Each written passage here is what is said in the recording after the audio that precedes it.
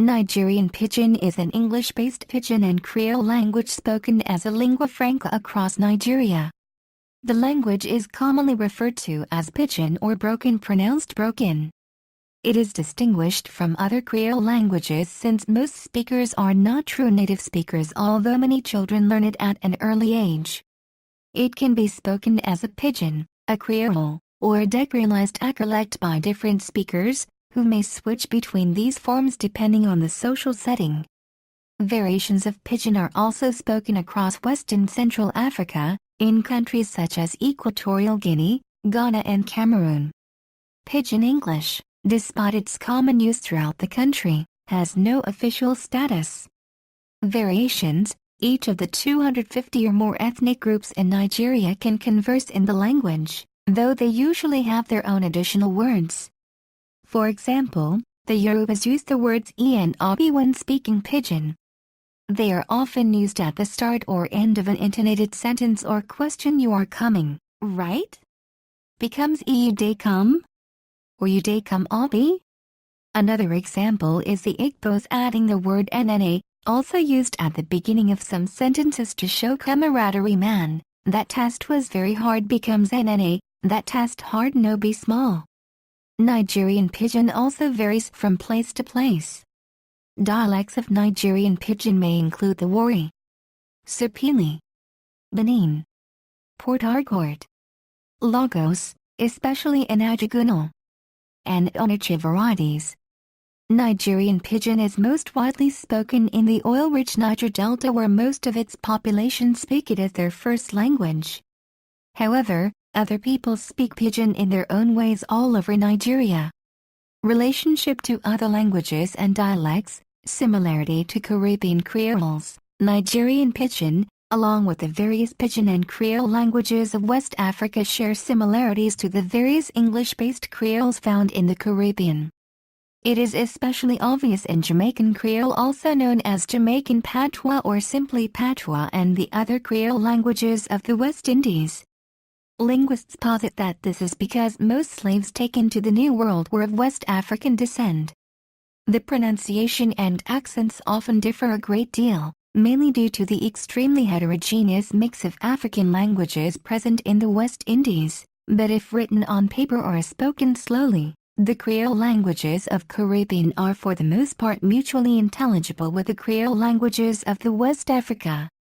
The presence of repetitious phrases in Caribbean Creole such as "susu" gossip and "pia pia" sickly mirror the presence of such phrases in West African languages such as "bam bam," which means complete in the Yoruba language. Repetitious phrases are also present in Nigerian Pidgin, such as "koro koro," meaning clear vision, "yama yama," meaning disgusting, and "dodi dodi," meaning garbage. Furthermore, the use of the words of West African origin in Jamaican Patois Anu and Bajan dialect Wuna or Una, West African Pidgin meaning "you people," a word that comes from the Igbo word Anu or Wana also meaning "you people," display some of the interesting similarities between the English Pidgins and Creoles of West Africa and the English Pidgins and Creoles of the West Indies, as does the presence of words and phrases that are identical in the languages on both sides of the Atlantic, such as "me go tell them," "I'm going to tell them," and "make we let us." Use of the word "day" or "day" is found in both Caribbean Creole and Nigerian Pidgin English, and is used in place of the English word "is" or "are." The phrase "we day fo London" would be understood by both the speaker of Creole and a speaker of Nigerian Pidgin to mean "we are in London," although the Jamaican is more likely to say "why the London." Other similarities, such as "pick" in Nigerian Pidgin for child and "picnic" used in islands like St. Vincent, Antigua and St. Kitts, akin to the standard English pejorative epithet "pickaninny" in Shook Nigerian Pidgin for poke or stab, which corresponds with the Bajan Creole word "jock," and also corresponds to chook used in other West Indian islands. Connection to Portuguese language, being derived partly from the present-day Edo Delta area of Nigeria. There are still some leftover words from the Portuguese language in Pidgin English. Portuguese ships traded slaves from the Bight of Benin. For example, "you sabe do am?" means "do you know how to do it?"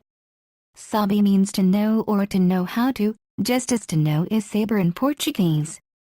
According to the monogenetic theory of pigeons, saber was a basic word in Mediterranean lingua franca, brought to West Africa through Portuguese pidgin. In English cognate is savvy. Also, Pidgin or Piccaninny comes from the Portuguese words pequeno and pequenino, which mean small. Nigerian Standard English, similar to the Caribbean Creole situation, Nigerian Pidgin is mostly used in informal conversations.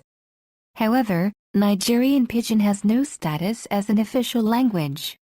Nigerian Standard English is used in politics, the internet and some television programs.